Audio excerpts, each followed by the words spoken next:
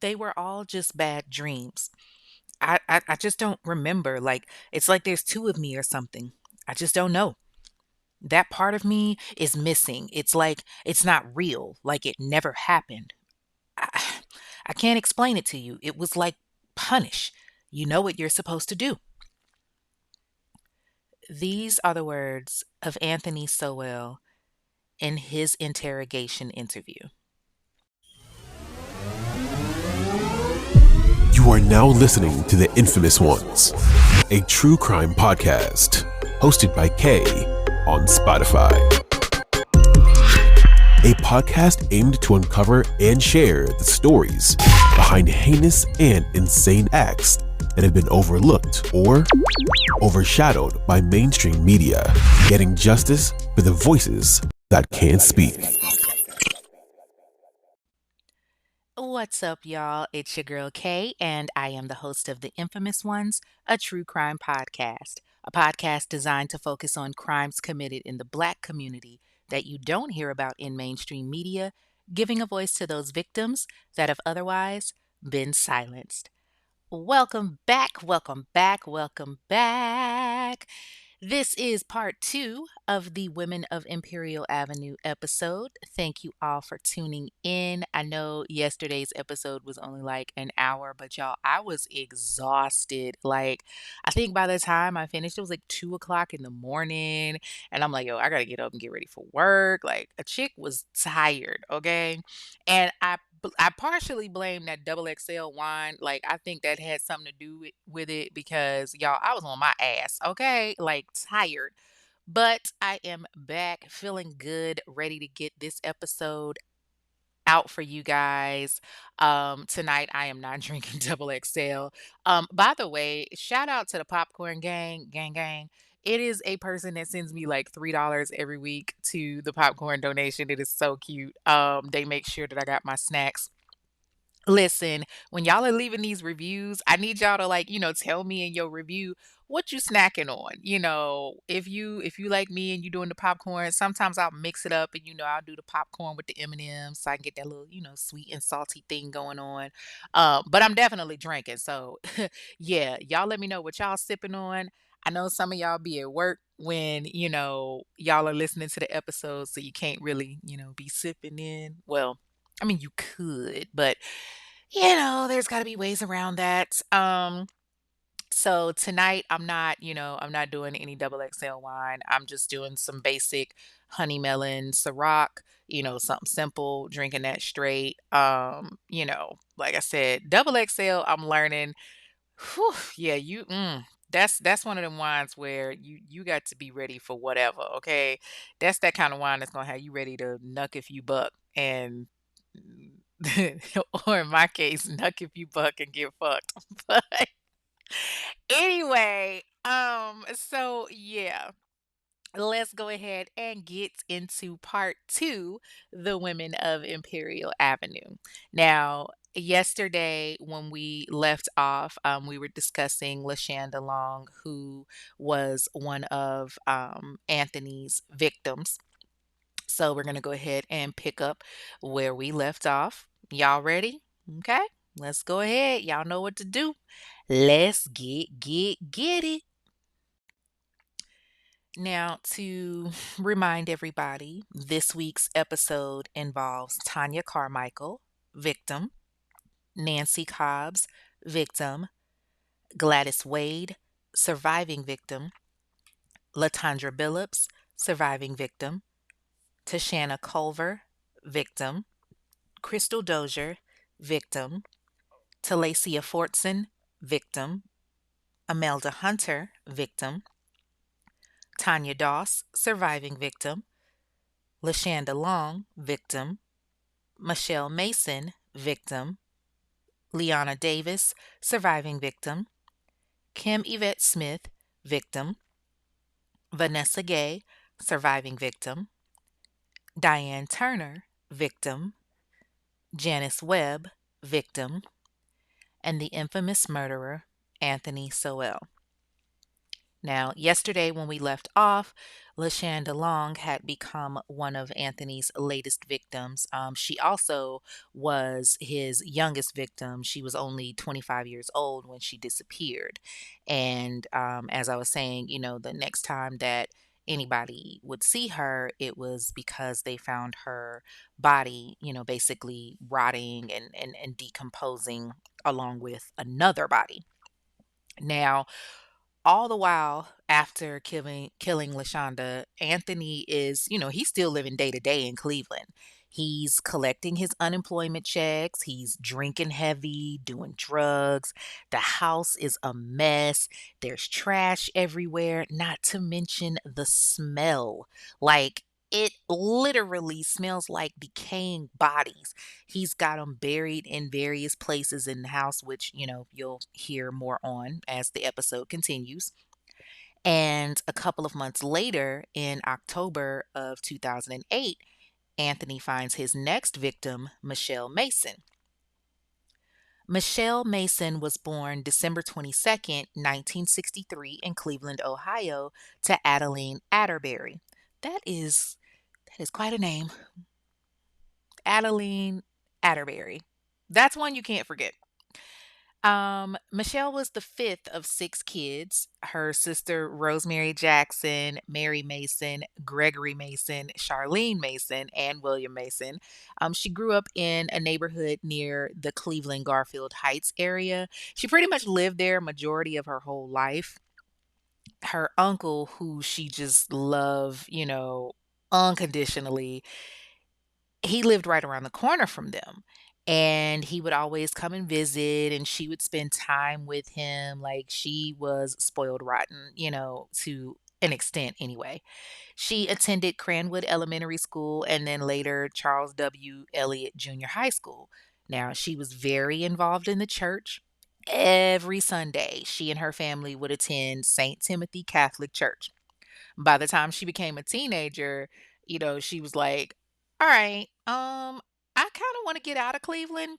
I mean, she had spent her whole life there since birth, so I can definitely, understand it. I get it. When you live somewhere for so long and you do the same things day in and day out, over and over, and there's just nothing fucking there, especially in Cleveland. Like, clearly, Cleveland is one of them cities where it's nothing but crime. So I could definitely get her viewpoint of wanting to, get the hell out of there. Like, you need thrill, you need excitement when you've lived somewhere for so long and it's like you know everybody, you know everything, you get bored. And honestly, you know what? I think that's why it's so many people that live in Atlanta, because Atlanta is one of them cities where it's always something to do. You know what I'm saying? But it is so overpopulated. Ooh, like, you can't sneeze in Atlanta. Like, you can't do nothing. It's so congested. But I feel like that's why people move to cities like that, because it's like, yo, something is always going to be popping. Something's always going to be happening. There's so many areas of Atlanta. It's not just like Atlanta. There's just it's a lot, So maybe that was her mindset behind it. Michelle wanted to travel. She wanted to get out and see the world. And she also made it very clear that she was not trying to stay in school. Like, instead of going the route of attending high school, she actually went to a job program and then she got her wish. She moved to New York. She was in New York for a while, and her mom really didn't know much of what was going on with her. I'm trying to figure out, where the hell was this girl living in New York? Because her mom clearly was in Cleveland and she didn't go to high school. Yes, she did do a job program. So, she had some skill, but where the hell were you living in New York where you could just up and move as a teenager? I would love to know that. I would so love to know that. And when I tell y'all, I searched high and low trying to find out where this girl was in New York, but it was nothing. So again, her mom didn't really know, what was going on with her. Like, she had actually filed a missing persons report on her while she was in New York. And then, like, out the blue, Michelle just popped up and was like, "Oh, hey, mama, I'm okay." Girl, what? But that's how she was. She was real sporadic, you know. She would do those kind of things and she just never really kept in touch too much. In 1986, Michelle's mother finds out like the worst thing ever when she gets a phone call from the New Jersey Police Department. And they're telling her, hey, your daughter just had a baby boy and she's not really in the best condition to take care of him. So Michelle's older sister, Mary, she's like, all right, you know what? If y'all can get him here to Cleveland, I'll take care of him. So Michelle's baby, Franklin Williams, is brought to Cleveland and Mary raises him. But 2 years later, Michelle gets pregnant again. And she has another son, Shannon Liccardo. And Michelle is like, yeah, I can't take care of this baby either.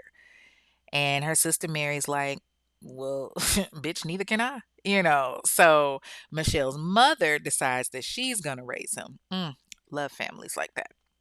They're both living, you know, around the corner from each other, so it was easy for them to help each other out with the boys, you know, and the boys were raised well. Like they were in private school, they went to church, they were living their lives right.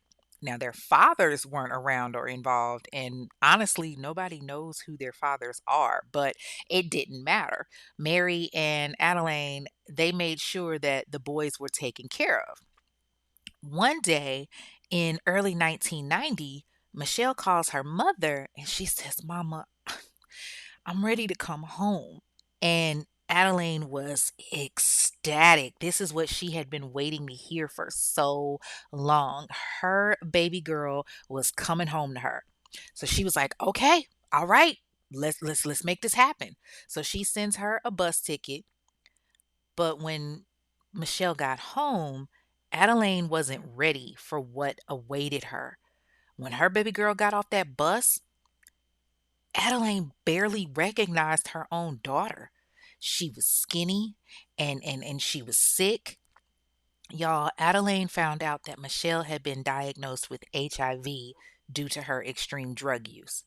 Now, she had kicked her heroin addict, but she was still very much hooked on cocaine. And shortly after she came back to Cleveland, she was living with her mom and, you know, she started kind of like bouncing around between other relatives and, you know, they're trying their hardest to keep her out of the streets. Like they are literally damn near fighting her, you know, to make sure that she's getting the care and love that she needs. But them streets are powerful. She had almost 9 arrests for different drug charges between 1993 and 2001. It wasn't until tragedy struck that Michelle said, okay, I've got to get help. I've got to get it together. Y'all, Michelle got shot in the face and thrown into a garage. By the grace of God, she was able to escape and then she ran to this mini mart to get help. I don't know who captured her, but they literally shot her in the face and she survived it. She was able to run. The doctors removed her eye and they replaced it with a glass one. Like the bullet was still in the back of her neck from her getting shot. Oh shit! That makes me cringe. But you know what? Now that I think about it, it also shows you how strong Michelle is and how tough she is. Like this shows you that she's not going down easy. Like you survived getting shot in the face. Like that's some 50 Cent get rich or die trying type shit. Throughout everything, she keeps fighting.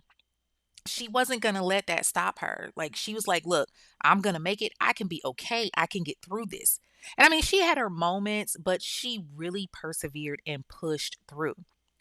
Around 2001, she started, you know, changing for the better. She would literally walk 4 miles round trip to go from her mother's house just so that she could go to drug treatment sessions at Marymount Hospital. She would go to recovery meetings and she was going to church regularly. She was reading the Bible every day. Her mother said that she was so proud of her because she was making that change and making the effort to do things different. She even became an advocate for the local AIDS task force and volunteered there. She had managed to become, you know, independent. She rented a room, which was like this one room apartment near Buckeye Road, and she still visited her mom, but she wanted her own space. And she was good at taking care of things. She paid her bills, she managed her meds, everything. She was doing good. She was kind of what I like to call one of those survivor stories. She would tell people, yes, I was addicted to drugs, but look at what I've done. And she had it handled all by herself without anyone's help. She wasn't, out here needing a man to take care of her. She didn't have to go to anybody and, oh, baby, can you give me this? Can you give me that? She was doing it on her own. It was all hers. She made sure that she kept in touch with her sons because even though she was doing good, she still, it wasn't to the point where she could physically really take care of her sons the way that she wanted to. But she had such a great relationship with them. Franklin had moved to Georgia and Ricardo was still in Cleveland. She, felt like she really accomplished something with them, and I think she did. She didn't necessarily raise them herself, but she was smart enough to say, okay, hey, I'm not in a situation where I can take care of them. And she was blessed enough to have family members that could step in and say, okay, hey, we got you, we'll handle this, we'll take care of it. She got them out of the environment that she was in because she didn't want them to experience the same thing. And they were raised well. Like they had a great relationship. They talked all the time, everything. But one morning in October of 2008, the communication just stops. Michelle went to go to her mom's house to go hang out. And when she got ready to leave, she told her, hey, I'm going to be back later on in the day. But she never came back. And when Michelle didn't come back, Adeline, she's a little concerned. She's calling Shannon's phone and she's like, hey, have you heard from your mom? And he tells her, no, now that you think about it, I haven't. So he sees that his grandma's worried. So he starts calling his mom's phone. And then he realizes, like, oh shit, it's going straight to voicemail. So they go to the cops. They decide they're going to file a missing persons report and they're going around the neighborhood. They're asking everybody, have you seen her? Have you seen Michelle?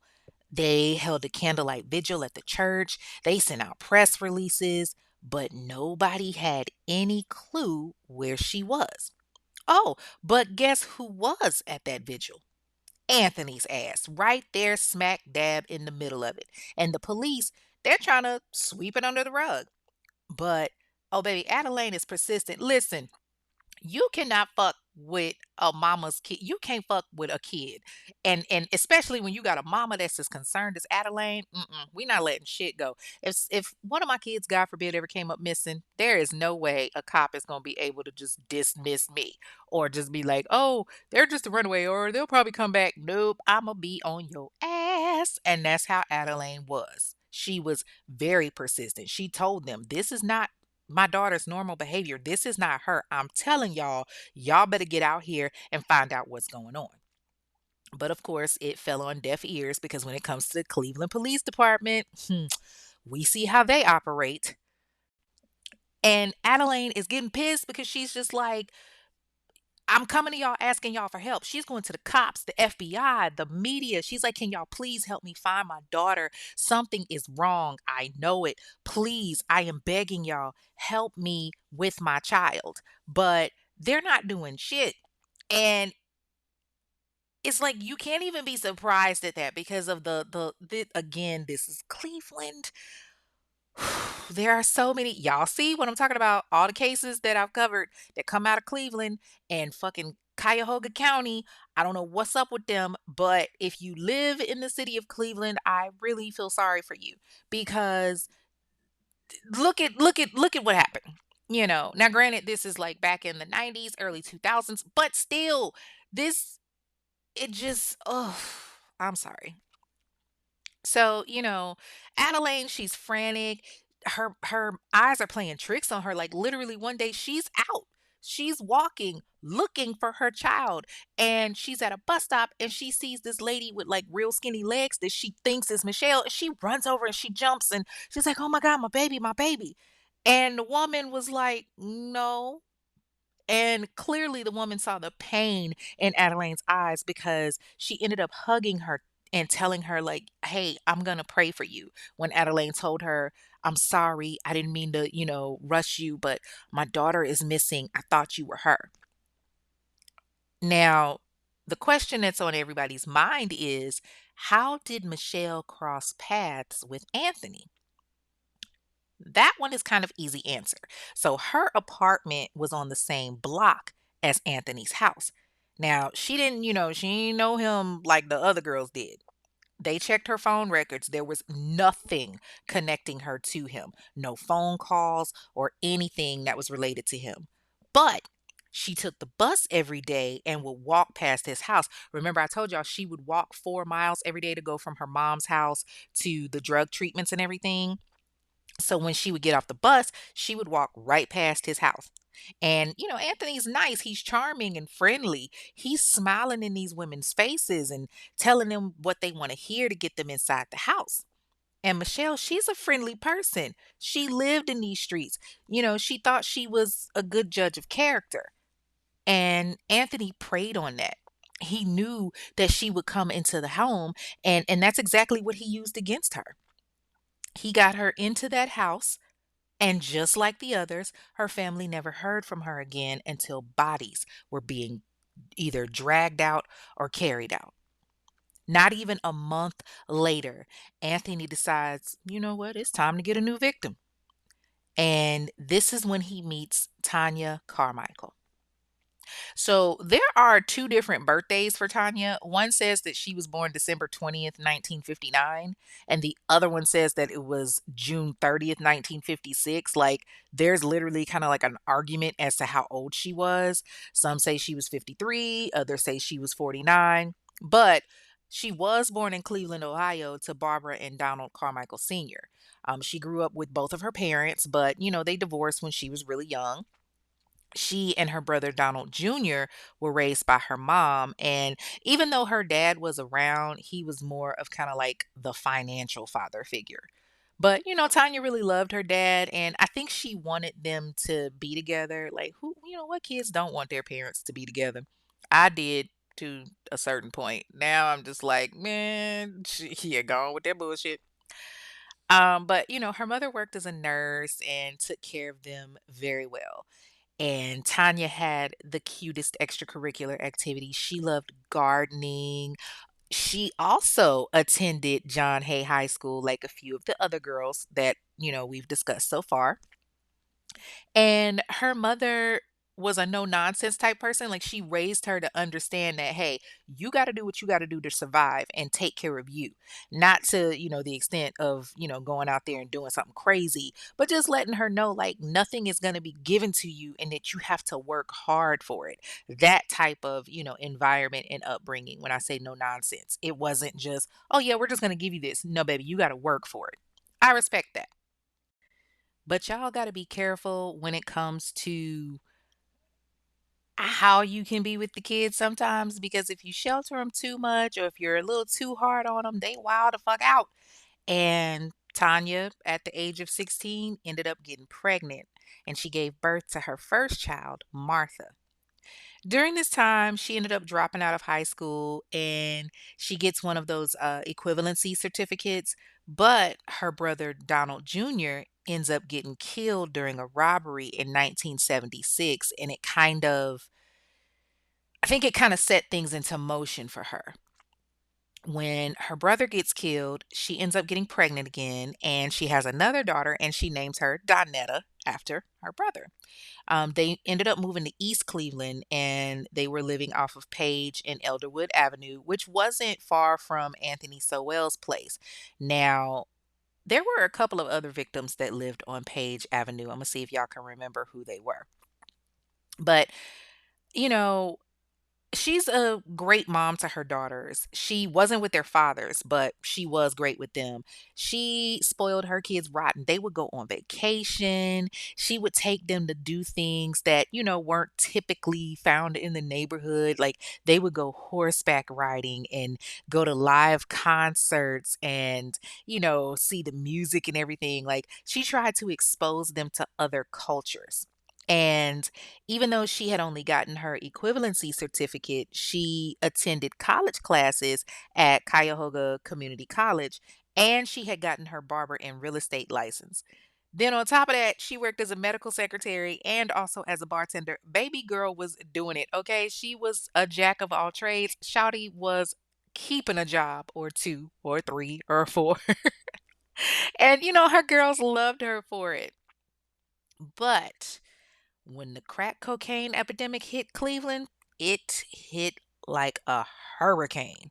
And initially Tanya was trying to keep it away from her house. She was like, "Nah, y'all not bringing that around here." And everybody respected what she had to say. The ones that she knew were doing drugs, she was like, "Look, do what you do, just don't bring it around my house." And they were cool with it. Now, around 1985, she ended up getting pregnant again with her son, Jonathan. Unfortunately, Jonathan didn't necessarily have the same childhood that Martha and Donetta had because before she got pregnant with Jonathan, she moved her family to the Harvard neighborhood. But even though she was telling people, don't be bringing them drugs around my house, yeah, she was always in East Cleveland doing what? Hunting for drugs, specifically crack cocaine. See, she had gotten addicted and was evicted from her house for not paying the bills. Her and her kids would have to live in various rooms and apartments, and ultimately they ended up moving back to her mom's crib. Now, Danetta was interviewed later on, and she talked about how she didn't even realize that her mom was on drugs until their grandmother took them to Red Lobster and told them, that Tanya had been real sick and that she was doing drugs. So she had to keep it a secret, which, I mean, ultimately, if you choose to do that, like, yeah, that would make sense to keep that a secret from your kids. On top of everything else, Danetta's father was killed, and it really took a toll on Tanya because she had already lost her brother. Now, the daughter that she had, that she named after her brother, loses her father, which is, her baby daddy. And so it took a toll on her. She went through this depression. She was really struggling to take care of herself and her kids. There would be days at a time that she left Jonathan by himself, and ultimately the state came and took him away. Now, luckily for Tanya, her mother took custody of him and she told her, "All right, I'm going to raise him because, the system is not going to raise my grandson." And the more that Tanya did drugs, the worse that she got. So from 2000 until 2005, Tanya had various drugs and theft defenses, and she even did some time in prison. But looking at her, you would never think, oh, she's a junkie, she's a crackhead. She was still dressed to the T, honey. She would still get dressed up, put up on her makeup. She was a baddie and would go out, hit the town. She would go to the casino and gamble. She was taking cruises to the Caribbean, but them drugs still had a hold on her. So when Anthony saw her one day, he was just like, I gotta have her. He knew she would come and get high. Tanya had just left her daughter Danetta and was making a plan to go to the casino when Anthony sees her, and he stops her and he's just like, "Hey, what's up, baby? How you doing? I ain't seen you in a minute. I got something for you." And that's all it took. And Tanya Carmichael went into his house, never to be seen again. Now, you would think that Anthony would slow down, that maybe people would start noticing the activity going on there. No, Anthony knew that. He knew who to get, like Kimberly Smith. Born January 20th, 1965, at Huron Road Hospital to Virginia Herndon and Donald Smith, Kim Yvette Smith was their only child together. Her father had a son from a previous relationship that lived with his mother. So Kim got to kind of enjoy a lot of her parents' love to herself. Her father was in the Marine Corps and she was very much a daddy's girl. They lived in a house on East 145th Street and Kinsman Road. And when he wasn't on duty, Donald worked at a bottling company in Maple Heights. Now, her mom worked downtown as a bookkeeper, and Kim pretty much had a typical childhood. Like, she did the average shit. She played with dolls, she kicked it with her cousins, and had play dates and everything. They had a family dog named Champ, which was this like German Shepherd and Collie mix. That just sounds so odd. But, Kim absolutely adored Champ.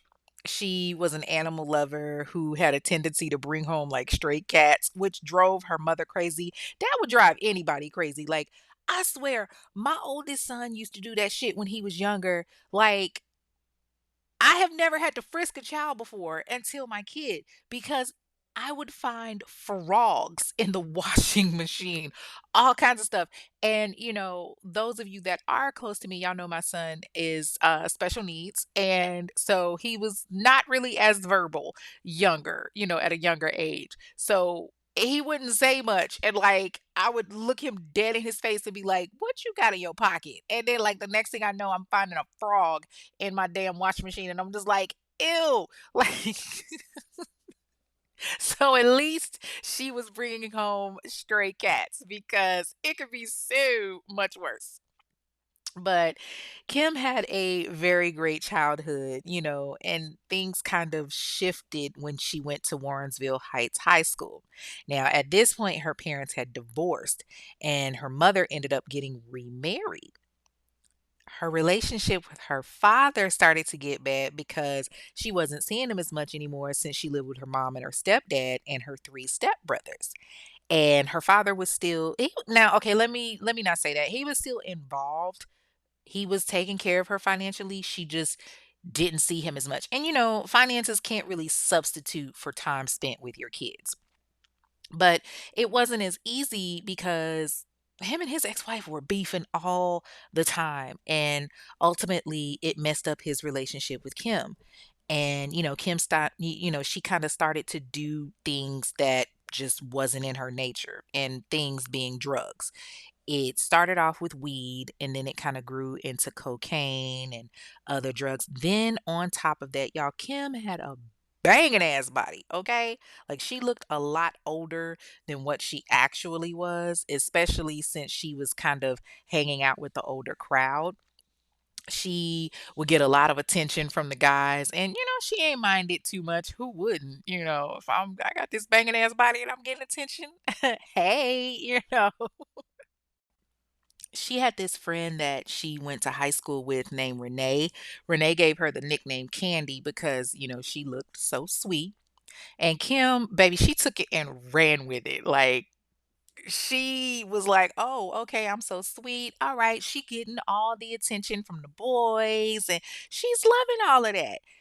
But despite the change in her behavior, she did still manage to graduate from Warrensville Heights High School in 1983. And then she ended up going to Cuyahoga Community College. She studied art, dance, and a couple of other subjects, which was great. But then she started like really getting addicted to drugs. Like, she was strung out.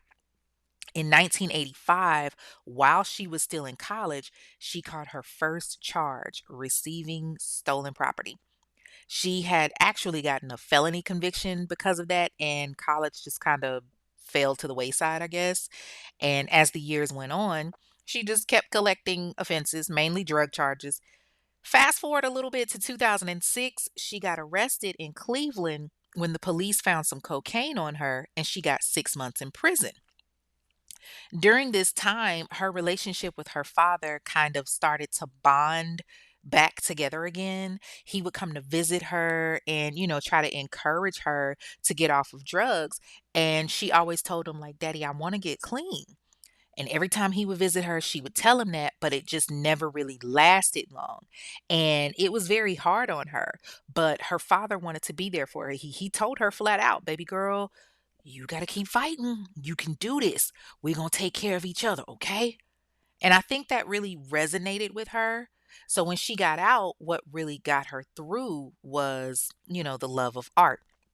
She would sing and paint, and sometimes she would even, sing background singer for local acts performing. And I'm not talking about like no little, petty people next door. Like she sang backup for Gerald Levert, like the Gerald Levert. Yes. And she was very well known, very well recognized. It's just she just couldn't shake her habit. When she did her last stint in prison in 2007, her dad ended up having to have major surgery and it left him in a wheelchair. And even though he was in a wheelchair, Donald still was trying to be there for his daughter. He arranged for her to get into some drug treatment programs. And, she actually stayed with him while she went through the programs because he, in all honesty, he needed her just as much as she needed him. And it was hard because he's watching her go through these processes where she would get clean and then she would just binge. But her father kept her strong. So when she moved in with him, she was taking him to all of his doctor's appointments, making sure he took his meds. But the downside to that is that on those days that, she would binge, like she would just disappear. Like I'm not talking about for a few hours, like I mean days. And Donald hated it. He hated asking her what she was doing because he knew what it was. He knew what she was doing. He knew that she was out there using. On January 17th, 2009, 3 days before her 44th birthday, Donald was like, yo, I'm gonna give my baby a great birthday. So he gives Kim $100 and he tells her and her auntie, y'all go have a good time. And that's exactly what they did. Kim and her aunt Christine, they go to this shopping plaza near the Lee Harvard intersection. And Christine had bought her some clothes and they went and got Chinese for lunch. Kim was happy, She went home, she got her new clothes on, and she's ready to step out and, stun on these O's one good time. You know what I'm saying? So she leaves after giving her dad a hug and a kiss. And she tells him, all right, daddy, I'm going to see you later. And she was gone. Next day comes, no Kim. Then the next day after that, still no Kim. Now, Donald, he's not thinking much of it at first because remember, she has an MO of being gone for a couple of days. She's done it before. But he had no idea that a monster had a hold of his baby girl. See, Anthony was smart. He always picked the girls that knew nobody would miss them right away. The crack addicts, the prostitutes, the ones who were trouble. He knew their patterns. He knew and would see when they would walk the streets. He would watch them and literally pay attention to their timing. Like he was very meticulous with his shit. He befriended these women and gained their trust. Also, he could take advantage of it. And Kim becomes one of those that he took advantage of. He invites her inside, preying on the hopes of her, wanting to get high. And poor Kim, she fell victim to it. And Anthony made her another name on his list. Meanwhile, Donald is worried about his baby girl. After a couple of days when she didn't come back, Donald's like, "Yeah, okay. This might be a little bit different. She would have at least called to check on me by now." So, he starts looking around for her. He's calling her friends and trying to get in touch with her and everything, but nobody knows where she's at. She just disappeared without a trace. He puts out $1,000 reward for information as to where she is, but again, she just disappeared into thin air and he's getting scared. He's worried. People are calling him, but they're giving him false information trying to get that money. And then he gets a weird phone call. So he answers thinking it's, going to be like another dead end. And it's a mysterious person on the other end. And they are like, is this Donald Smith? And Donald answers, yeah, this is he. And the person says, hey, I was calling to tell you that your daughter Kim is dead. And Donald hears this, but he doesn't want to believe it, even though Deep down, he knows that what he heard is true. It's not until the body started being discovered at Anthony's that he sees this on the news and he was like, wait, what if Kim was one of those bodies? But see, Kim didn't have kids. All the other women discovered in that home had children. Surely she couldn't be one of them. Like, no, it couldn't be her. So he then files a missing persons report. I honestly don't know why he waited so long to do that because it had been months since she had disappeared, but he filed a missing persons report and goes down to the police station to submit some DNA to see if it matched any of the bodies. And lo and behold, the Cuyahoga County Coroner's Office confirmed that the DNA provided matched one of the women, his daughter, Kim Smith. And yet, Anthony still isn't satisfied after he kills Kim. He didn't stop there, despite the fact that pretty much everybody is now looking for him. The same way these women had an addiction to these drugs, this was his addiction. He's got to feed that high, and that's how he meets Nancy Cobbs. Nancy was a little different. Nancy wasn't just like a mother, but she was also a grandmother. Nancy Cobbs was born April 20th, 1966 in Cleveland, Ohio to Lavinia Cobbs and Louis Congress. Her parents weren't married, but she was their only child together. They lived in a house on Griffin Avenue and she went to John Hay High School, like most of the girls. And like a few of the other victims, she never actually graduated. She dropped out, and when she got pregnant with her daughter Kiana, she married her baby daddy, William Hunt.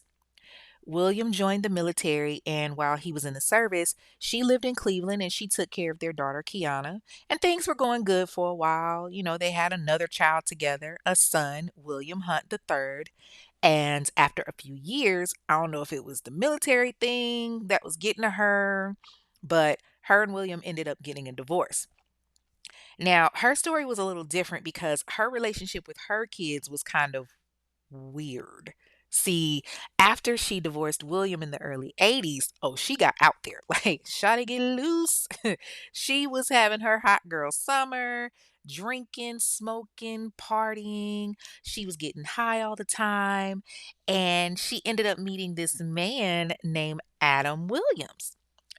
She met him at this nightclub called the Mad Hatter, and they got into a relationship, and they were together for a long time. Like, I'm talking like 9 years.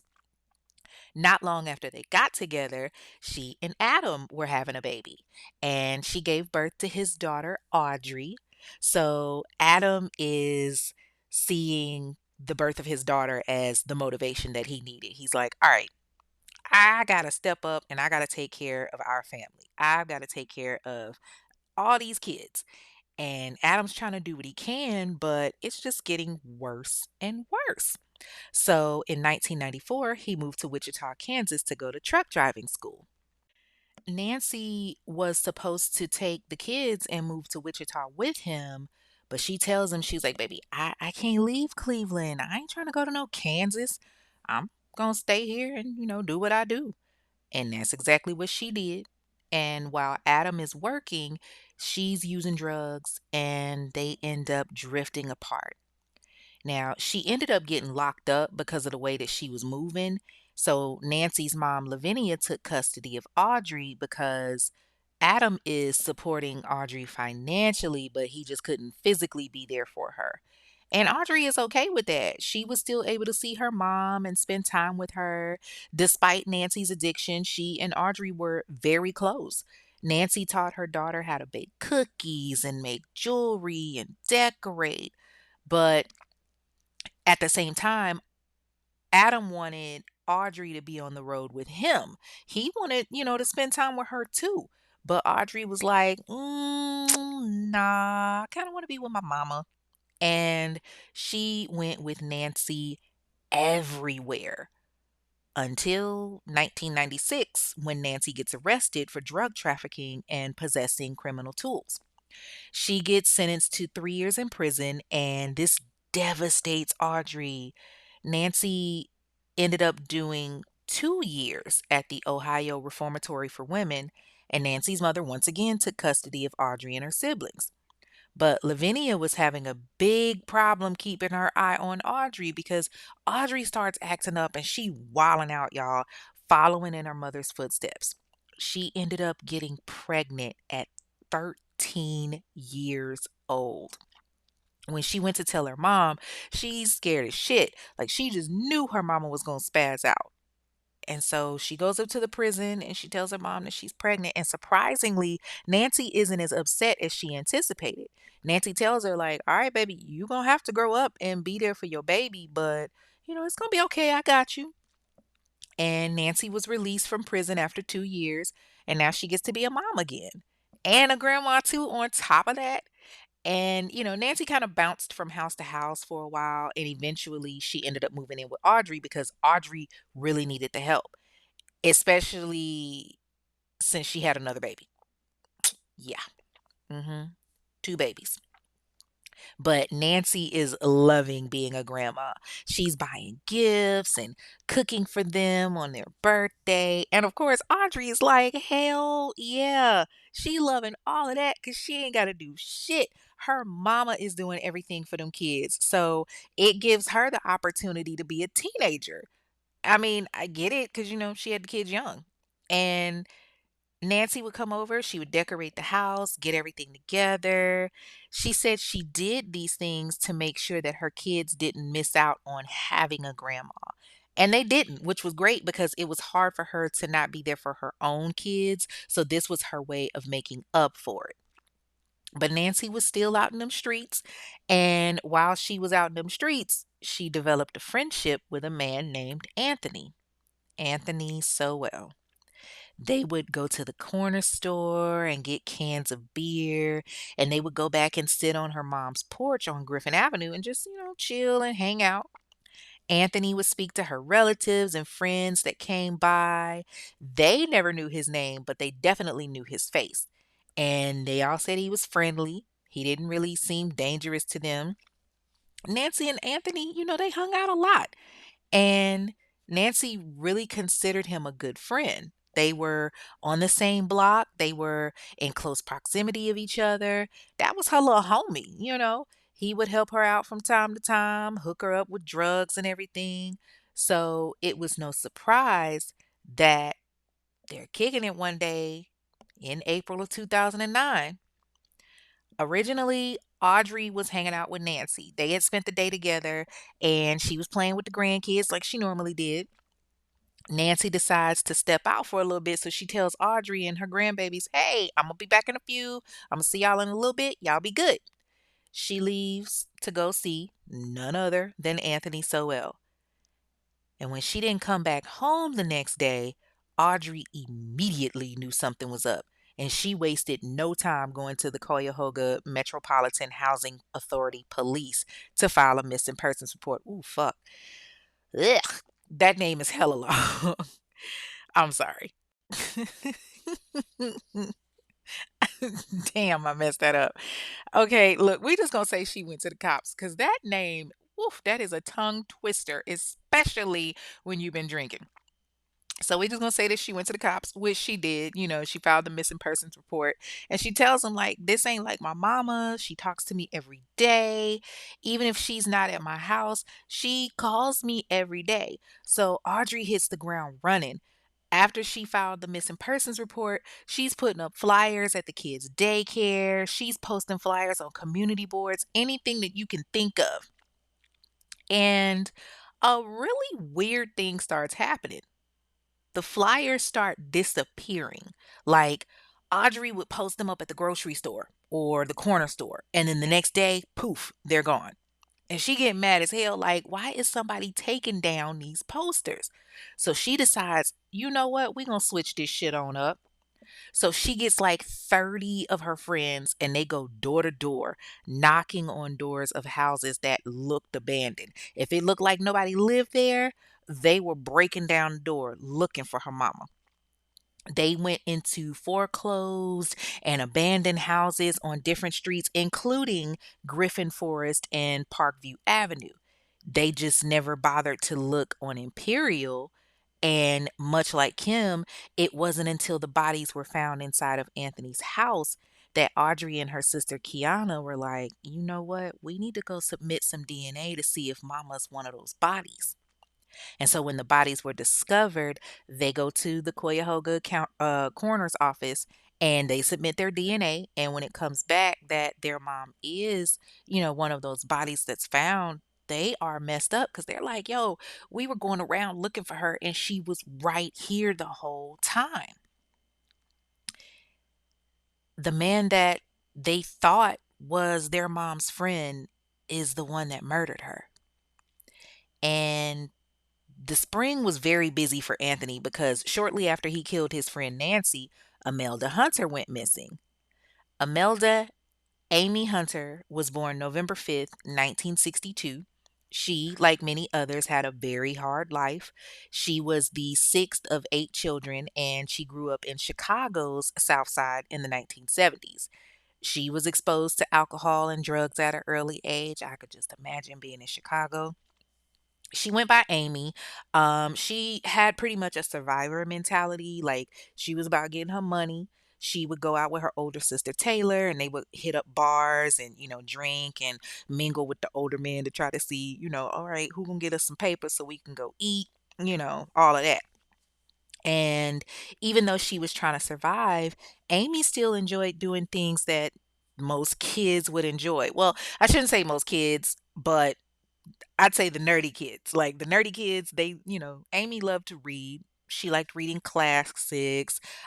She loved the tragic tale of Anne Frank. For those of that don't know, that's the story about the girl who spent years hiding in a tiny space during the Holocaust before she died in a concentration camp. She also loved The Tale of Two Cities by Charles Dickens. Great read, by the way. Like this girl has some good stuff.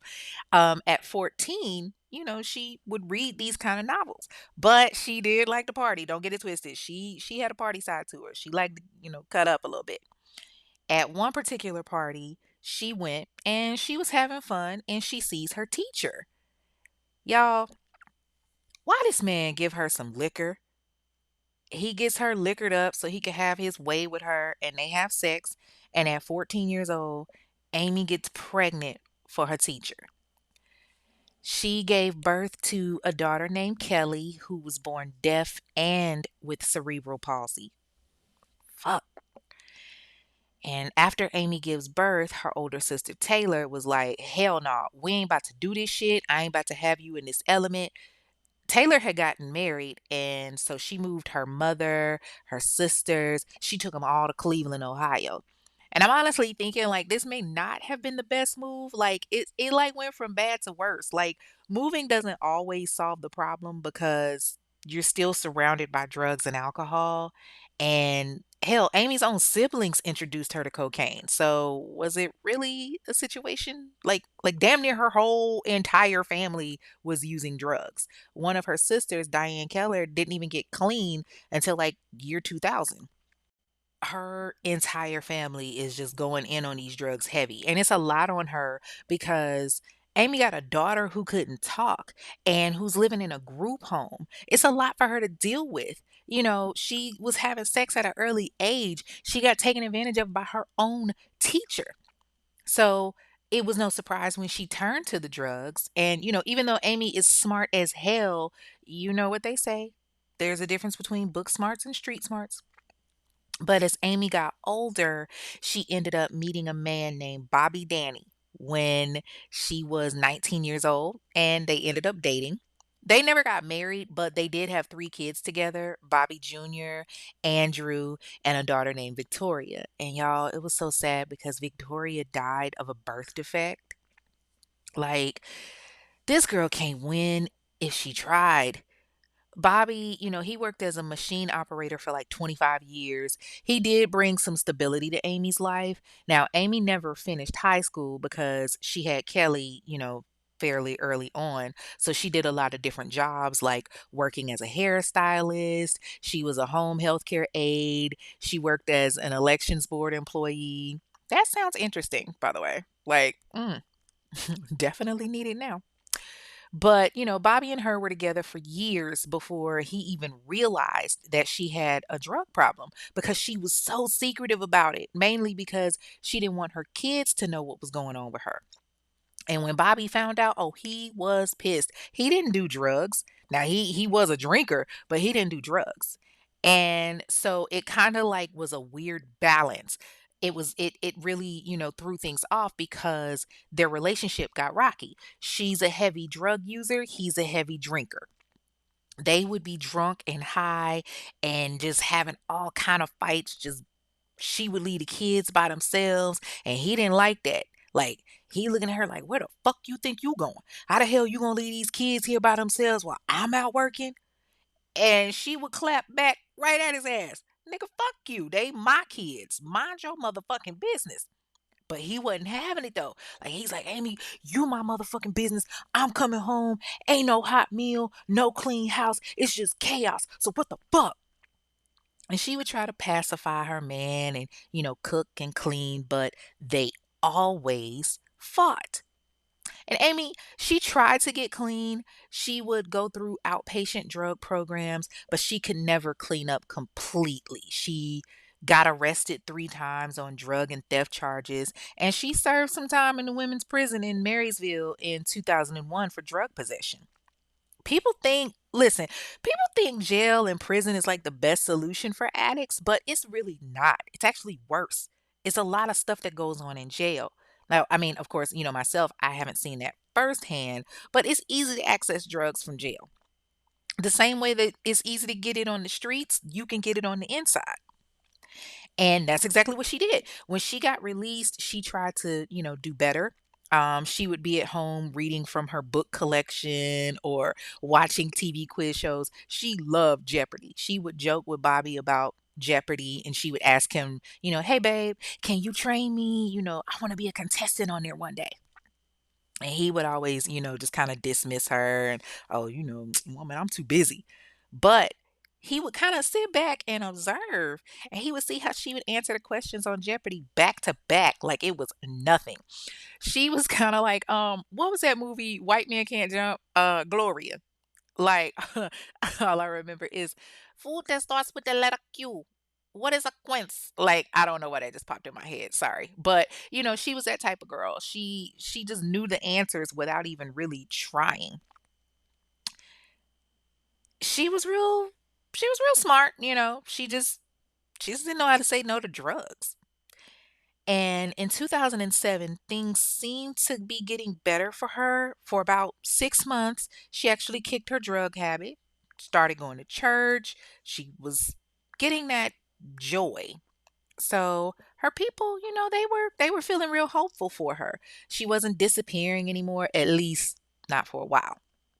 Until a snowy day in the spring of 2009 when Amy completely disappears.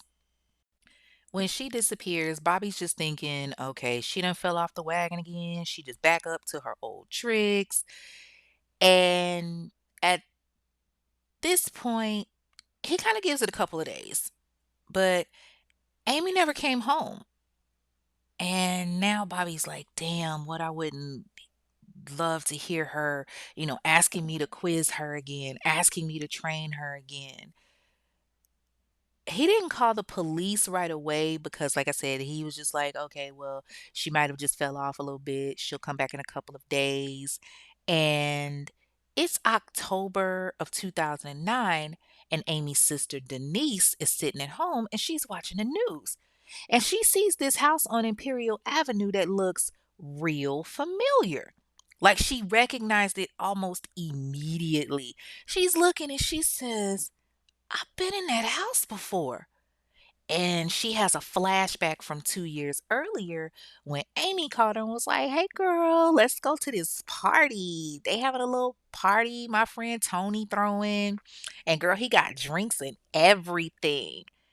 And Denise was cool with it, so she was like, "All right, cool, let's go." So they go over to the house, and when Denise walks in, the house is like dark. The dining room is dark, there's people everywhere. There were a lot of females in the house, crackheads, dopeheads. Some of them were staggering around looking like they had just took a hit. And she and Amy were offered something to drink. And Denise, she'd been clean for almost a decade. So she was like, yeah, nah, this ain't my scene. So she ended up leaving, but Amy told her that she was going to stay. And Denise could, tell that based on the interaction that Amy had with some of the women that they were familiar with each other or, acquaintances on some level. Now, when Denise sees the news, she starts thinking about all the times that Amy would go hang out over there because Amy and Anthony were friends. And that's where she would go to get high and to get drunk. Those days that she would disappear, she was at Anthony's. The man who lured so many women into his home with the hopes of a temporary fix. And Denise knew the minute that she saw that news story that her sister Amy had been one of his victims. Sadly, Amy wouldn't be the last one. There were a few other stories that had yet to be told, like that of Janice Webb. Janice Denise Webb was born November 15th, 1960, in Cleveland, Ohio, to Joanne and James Webb Sr. She was the fourth of six children, and her family lived in her grandmother's house on Manor Avenue. Her father, James, worked as a construction worker and did carpentry work on the side, and her mom, Joanne, worked in a home for women with special needs. Janice grew up in the church, and her family was very active at St. Timothy Missionary Baptist Church on Carnegie Avenue. She went to the same church as one of the other victims, as a matter of fact. She was baptized as a child. She sang in the choir. She was even an usher. Like somebody grandma was raising that girl right, okay? I bet you she had a prayer cloth. I bet you she had a prayer cloth. I'm telling you. Her and her siblings were tight, but, Janice was kinda like the jokester of the group. She would try to get her sisters and brothers in trouble, and a lot of times her parents actually believed her because she was just that convincing. Like, she thought it was funny. Her siblings are better than me because let me tell you something, if you try to get me in trouble for some stuff that I didn't do, and you convince our parents that I did it, oh, Imma be handing out more fades than a barber shop. Like, I'm tearing your ass a new one. And like many of the victims, Janice also attended John Hay High School. She graduated in 1979, and after graduation, she worked as a waitress at Corky and Lenny's. It was like this popular deli spot in South Euclid. She ended up getting pregnant, and she had her son. Now, y'all know how these baby daddies are. Baby daddy found out she was pregnant, and he peace out. But after a couple of years, she ended up meeting Michael Harrell, who lived in the same neighborhood as her. She met him through a cousin that was dating one of her sisters. And they got married in 1983 and they stayed together for about 4 years. Michael worked at a local courier service and he traveled frequently. And Janice was working at a downtown toy store. Sometimes she would go with Michael on trips to New York City and Ann Arbor, Michigan. They went to the clubs together. They had a good time. Michael was smitten over her. Yes, I said smitten, damn it. But while Janice was living the good life, tragedy struck home. In 1985, Janice's father died of cancer. Now, when you have a parent pass away, you handle things differently. Some people cry a lot, some people become withdrawn, some people lash out even. Janice's sister Audrey, she started doing crack cocaine. And at first, Janice was like, "No, this is not what y'all going to be doing. That stuff is dangerous. We can't do that. Like, no, there's got to be another way." It wasn't until she and her husband Michael took a trip to LA with her son to go visit some of his relatives that she really got introduced to it up close. Michael's family ended up putting her onto drugs, and Michael was pissed off because he's like, "Yo, what the fuck? We was dodging this shit back in Cleveland, and here y'all go out here bringing the shit in front of her. Like, man, hell no." So Janice and Michael decided to send her son back to Cleveland to stay with some relatives. And they ended up, going ahead and sending him back to Cleveland to stay. and she and Michael stayed in LA. But not too long after that, Janice started getting homesick. So she tells Michael, I'm going to go ahead and go back to Ohio. And at this point, the drugs were heavy in the streets because remember, this is like the 80s and 90s when the crack epidemic was like extreme. Like even Michael had started doing drugs. It became weird as it sounds, it became something that they did together that they bonded over, which was fucking creepy.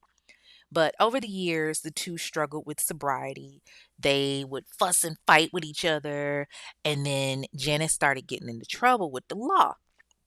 She was convicted for drug possession and trafficking, carrying a concealed weapon, receiving stolen property. You name it, she did it.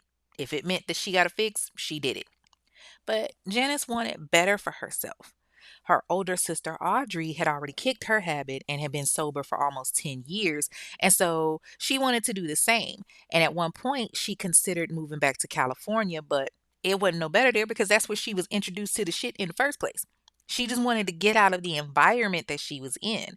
So after 4 years, she and Michael divorced, but in a way, he's still feeding her habit. She would come over and they would hang out and, do what they do, chop it up, smash a little bit. And then he would give her money. And even though he never asked her, he knew, what she was doing with the money. He would get his check from work, and here comes Janice. Hey, baby, I see you got paid today. And, he wanted to be like, man, hell no, I ain't giving you no money. But he couldn't turn his back on her. He still got a little bit of love for her. So he would break her off of what she asked for. And then tragedy struck again. This time it's Janice's mom. She dies from cancer. And this sent Janice into a spiral. Like her siblings, they're all concerned about her. But the good thing is that they're all getting close with each other because now they've lost both of their parents. And so they have this weird bond. Even if she wasn't there for them physically, she was still there for them. She still called them every day to check on them. They talked all the time. And on June 3rd, 2009, Janice tells her sister Audrey that she's coming to see her. And Audrey's concerned because Janice never showed up. The reason being is because Janice decided to stop by Anthony Sowell's house, not knowing that she would never come out alive. And that on 4 months later, October 30th, 2009, her body would be discovered along with many others. But Anthony wasn't done. He managed to get two more victims, one of whom was Talacia Fortson. Talacia Fortson was born March 21st, 1978. Her biological mother struggled with a drug addiction, and her father was an alcoholic. So when she was like 5 or 6 years old, she was placed into the Cuyahoga County foster care system. She was adopted as a child, and although she was loved by her parents, she never really overcame her feelings of abandonment from her actual biological parents. Okay, let me tell y'all this. The way Talacia was adopted was crazy to me. So there was this adoption picnic in Akron, Ohio, like a big ass picnic where they have a bunch of foster kids there. There were a bunch of kids running around, different ages and all of that. And Inez Fortson was there. She was a mother of two boys already, and she was looking for a baby girl. And she sees Talacia and her sister playing patty cake, and she just instantly falls in love with the two of them. She actually applied to adopt both of them, but she was only allowed to adopt Talacia, so they ended up splitting the girls up. I wonder why they only let her adopt one and not both.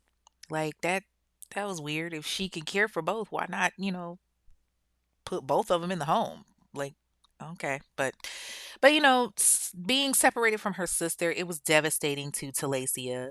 She's 9 years old, and her sister are suddenly broken up. But Inez is doing everything she can to make sure that Talacia feels comfortable. She would take her to the corner store and buy her whatever she wanted. She would get her toys and, always buying stuff for her room, buying new sheets for her bed.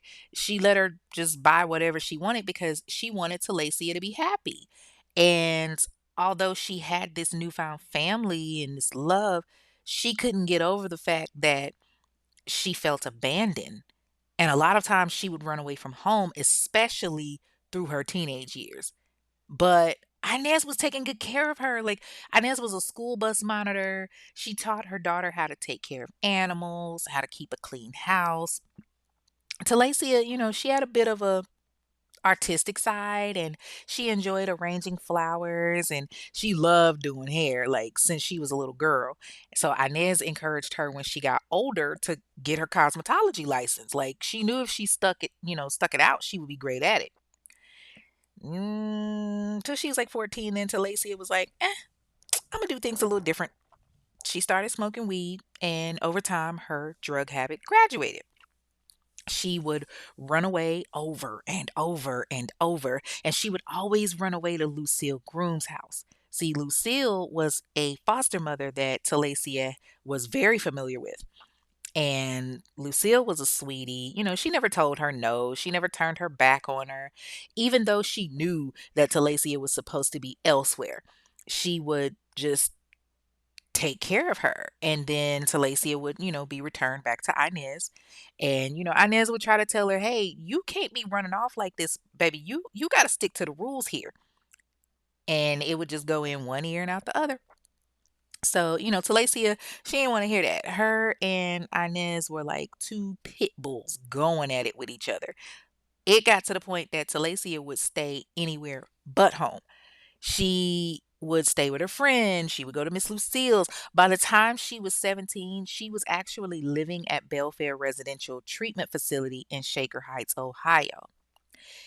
They kind of provided help to teens that were, facing abuse and neglect and drug dependency, mental health problems, those kind of things. But there was some positives in there as well. So even though she had all of this going on, Talacia graduated from high school. In 1997, she got her diploma. That is a big thing for her. It's a major accomplishment, especially since you got so many of these women that are dropping out because they're, getting pregnant.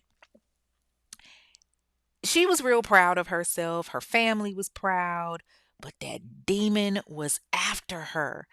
And in 2001, she gets arrested for drug charges.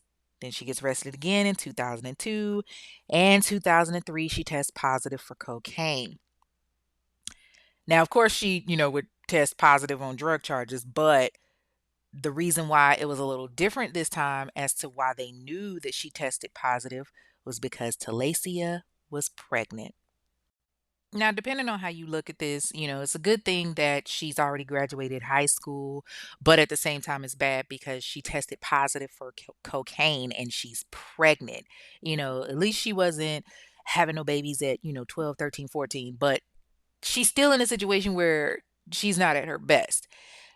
So Talacia gives birth to her son Christian in April of 2003, and Cuyahoga's DCFS comes in and they take the baby from her.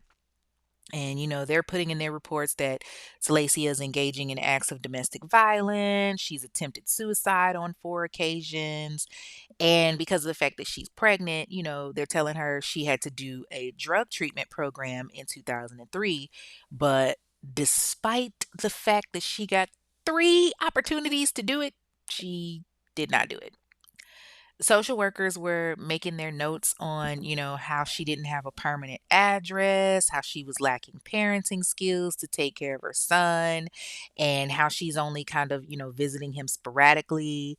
She didn't really look like she was trying to be a part of her son's life because she was still jumping around, going from home to home, house to house, neighbor to neighbor, boyfriend to boyfriend, shelter to shelter. The only thing that was really constant was her drugs. Talacia wound up pregnant again throughout all of this, and at 20 years old, she had her second child on Christmas Eve of 2004.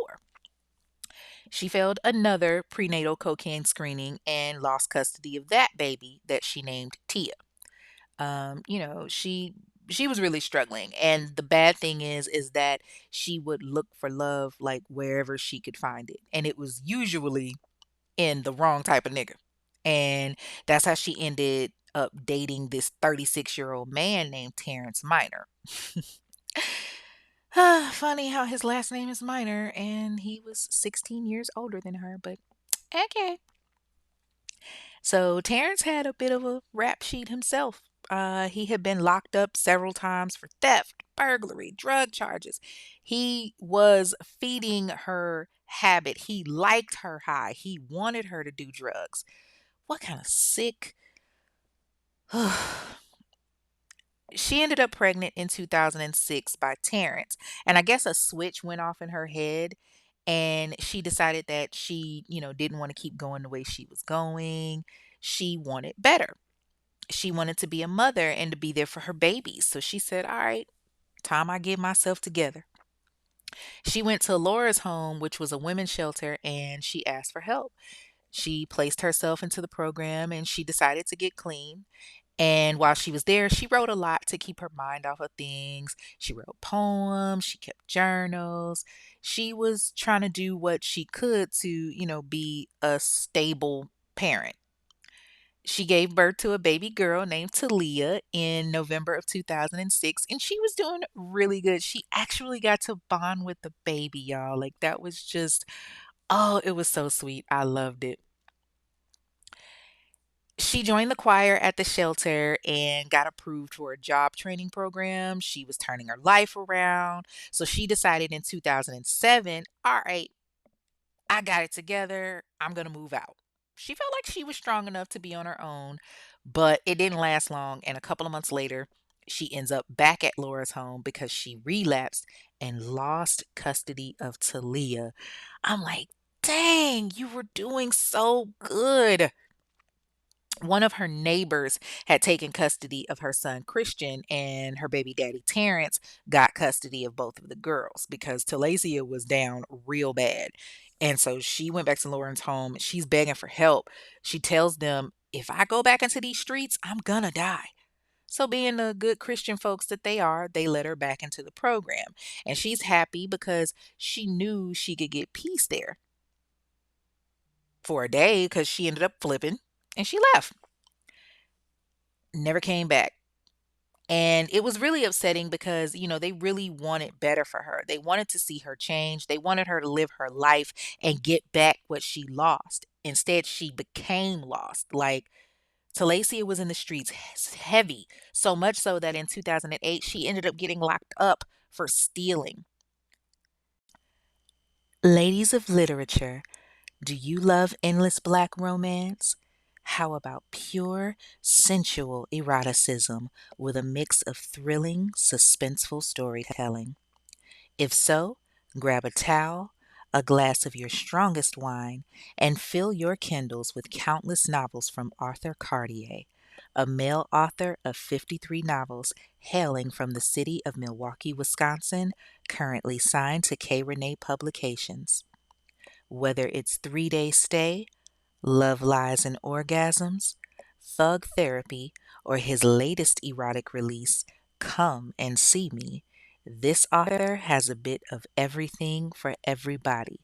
And ladies, I can promise you, after reading Come and See Me, that you definitely will. Check out Cartier through Kindle Unlimited, Apple Books, and his personal website, payhip.com/ author Cartier books. That's payhip.com/ AUTHORQUARDEAYSBOOKS for the most exclusive erotic content and pre-made sales. Ladies, Arthur Cartier is a writer born to entertain, entice, engage, and make you, well, I'll let you figure out the rest. While she was locked up, Talasia sent a letter to one of the employees at Laura's home, which was the shelter, And, she poured her heart out in that letter. She was talking about how she felt abandoned and how she felt unwanted. And she even confessed that she felt like Inez was doing everything that she could to give her a good life, but she was just being stubborn and, couldn't get over the grip of that abandonment. She showed remorse and, she told her mother, Inez, I am so sorry for what I did. And so when she gets out of prison in June of 2009, she goes to her neighborhood in East Cleveland and she goes to Inez's house with some groceries. Like, yes, baby, bring me some groceries so I ain't got to buy them because, child, shit is sky high. Okay?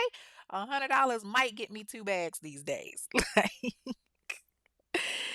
Anywho, so she brings her mom some groceries and she cleans up the house for her. She's cooking, frying up some good old chicken and all of that.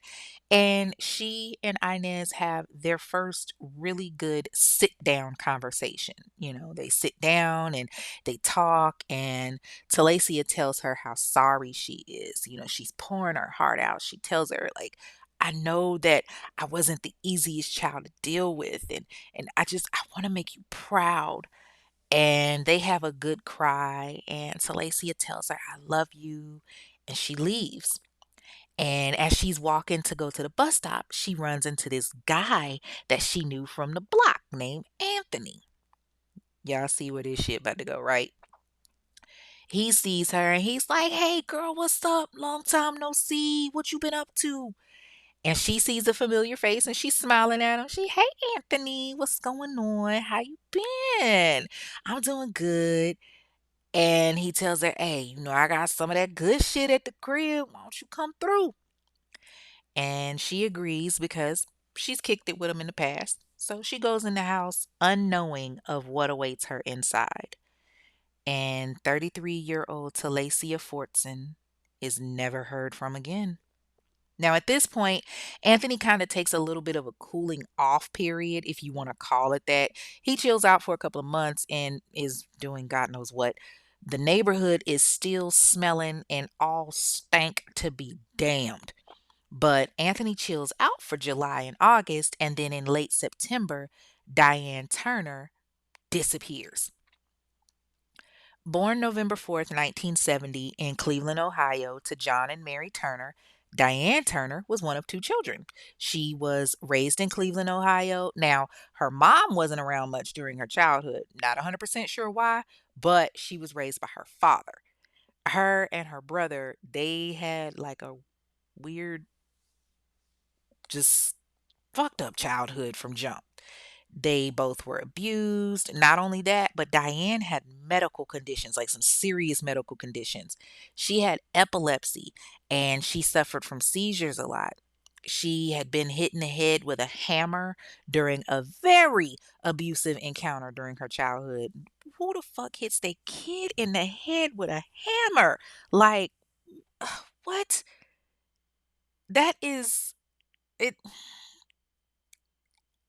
I don't know if that had any. I don't know. Can you get epilepsy from something like that? Like, I don't know. But, Diane had to look out for her and her brother. So at some point, things shifted. She started to get into trouble. And like I said, y'all see the trend. All of these young women are in trouble. They've all had bad upbringings. Like, this shit is just so heartbreaking because they go through so much and they didn't deserve what happened to them. So Diane, she's arrested over the years more than a dozen times on drug charges between 1991 and 2009 alone. She started prostituting and basically sleeping with tricks to get money so she could get high. Started doing drugs early as hell. At 24 years old, she already had 3 children. And because of her drug addiction, they were all in the permanent custody of Cuyahoga County's DCFS. And in 1994, she gave birth to her fourth child, and both she and her daughter tested positive for cocaine. After she had the baby, she was placed in jail, and the baby was placed into the county's custody as well. Diane spent the next few years in and out of jail, and she ended up having another child that was taken away. So that's 5 kids now. It wasn't until the late 1990s that she ended up meeting a man named James Martin. He was a reformed addict that she knew from, hanging out on the block back on East 116th Street. That was pretty much one of the busiest drug trafficking areas from the research that I've done. And, they started dating and they ended up moving in together after Diane came to visit him and asked, if she could stay with him. Now, remember, he's a recovering addict, but he loved him some Diane. So he tells her, yeah, you can move in, baby, but I'm going to tell you now, you can't be bringing drugs up in here and you can't be doing no drugs. You got to get clean. James, he doing good for himself. He ain't about no bullshit. He had gotten himself a job as a maintenance man at a local school. He was trying to show her, like, you can get clean, you can do better. So she agreed and she ends up moving into the house with him on Ansel Road. During one of their bouts in the city, James introduced Diane to Councilwoman Lewis, and they really hit it off. And the councilwoman really took a liking to Diane. Like, she invited her to church with her, and Diane was all for it. She attended the University Church of Christ on East 89th Street, and she kind of took Diane under her wing. She got her into the 12 step program, and the church was very supportive of her journey. Like, she had such a huge support group, which was what she needed. Like, imagine if they, could have been there for the other girls. Imagine if they could have been there for those other ladies like that. And don't get me wrong, like, Diane had her bumps along the way, but she really was trying to get clean. But her past kind of caught up with her because in 2001, she and James were driving. James gets pulled over and they end up arresting her because of an earlier probation violation. So she had to do 6 months in jail. And when she goes to jail, she finds out she is pregnant yet again. This time she's pregnant with James's child, her sixth kid. So when she does get out of jail, she made sure to stay clean. She's going to prenatal appointments. She gives birth November 2001 to her baby, Denise. But the weird thing is, Cuyahoga County came and took the baby from her at like 4 days old, even though she wasn't using drugs. And it had been like almost 2 years. Like, I swear for the life of me, I could not find the reason for them taking the baby. In order for her to get Denise back, she had to agree to enroll her and the baby at Miracle Village, which was like this residential drug treatment program. The program is closed now, but this was like a popular program back then. But they were shady as shit because after she enrolled, Miracle Village called DCFS and told them, hey, y'all need to come get this baby because Diane is overfeeding her baby and feeding her spoiled milk. And then they tell them that, Diana's passing out and requiring excessive amount of sleep due to her epilepsy and she's not being the proper mom to her baby. Like, what the fuck?